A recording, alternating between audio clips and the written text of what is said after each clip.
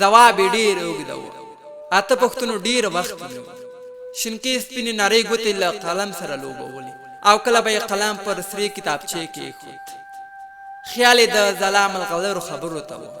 د ځلا ځوانې لور لومړی یخې اوبه او وروسته یې چای، وچه میوه او کلچې راوړ.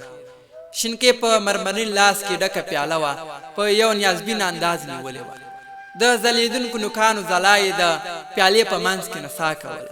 مرکه پای ته ورسېده. له ښوونکي ځلا څخه مې غوښتنه وکړه که مو خوښه وي په ډله ییزه توګه له تا سره انځورونه اخلو. یا ته مې کمره په لاس کې ورکړه. موږ د ځلا تر څنګ ودرېدلو او د یادښت لپاره مو انځورونه واخیست. وخت هم ډېر تېر شوی و. له اغلې ځلا سره مو خدای پاماني وکړه. تر پاخه سړکه پلي لاړو. شینکې زموږ په منځ کې ړنګه بنګه لکه د اسمانڅکو غرونو هوسۍ روانه وه.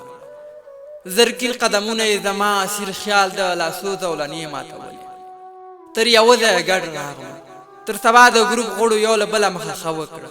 قسمت مو تر منځ د بېلتون څرک کرښه راکش کړه. شینکې مې لکه د وجود خوږه برخه له وجوده بېله شوه. د خوښۍ په نظام مې د خفګان سرې کرښې وښکل شوې. مجبور منطق مې دا هر څه په ځان منل. یاد او زه د کلي پر لور وخوځېد. خیال کې مې نننۍ پیښې د صفا د سیند په څېر څپې وهلې. د خیال فطرت مې په درز شوې کمره ولاړ. یاد راته کړه چې هلکه نن خو د شینکې د مخ په هوایي ډګر کې ښې الوتنې وکړي. چورلکې د بیخي د وریځو له بامه هم پورته وي. ورته ومې ویل یاره نن مې په ژوند کې د خوښۍ لومړۍ ورځ وه. د خوښۍ اختر مې له بلا قربانیو ډک و. څومره چې د شینکې وصال خوږ ده هغومره یې بېلتون هم تریخ ده. ته زما له زړه څه خبرې؟ زړه مې د لاس په ورغوي کې نه ده چې درته ښکاره یې کړي. کلي ته ورسېدو. ګرمي هم د ځمکې سر لکه د اوبو زګ پر سر اخیستی. د ونو څانګې هم درانده خوبولي سیوري جوړ کړي وه. د کتابونو بیک را باندې دروند شوی و. یاد هم راڅخه لاره بېله کړه او د خپل کور په لورې لاړ. ځوړند وزرونه تر کوره لاړو. شپې هم زما د ځورولو په خاطر لاسونه رابډ وه. خوب کې د ورځې پیښې زما مخ ته کېښودې. سبا له خولو ډک له خپل ځایه پاڅېدل. پوهنتون ته د نورو ورځو په پرتله وختي لاړم. شینکې د قدمونو لپاره مې لاره په وږي نظر جارو کړه. تر ټولګي راغلم. یوه څوکۍ مې د ټولګي مخې ته کېښوده او سهار مې کوه. کله به مې د فیسبوک نړۍ ته ورغلم. د فیسبوک نړۍ زما لپاره زما د بوختیا یو ښه ملګری و. خیال به مې د شینکې په ښایست کې پخوه او د فیسبوک نړۍ ته به مې د تورو په ژبه وړاندې کوه. پاتو لکه له کرښې وتلې زاڼه د ټولګي پر لور را روانه وه. زما زړه ته یو ډول کرکه ودرېده. خدای مه کړه لکه په شینکې چې څه شوي وي او پاتو دې د یوازیتوب په تار حلالوي.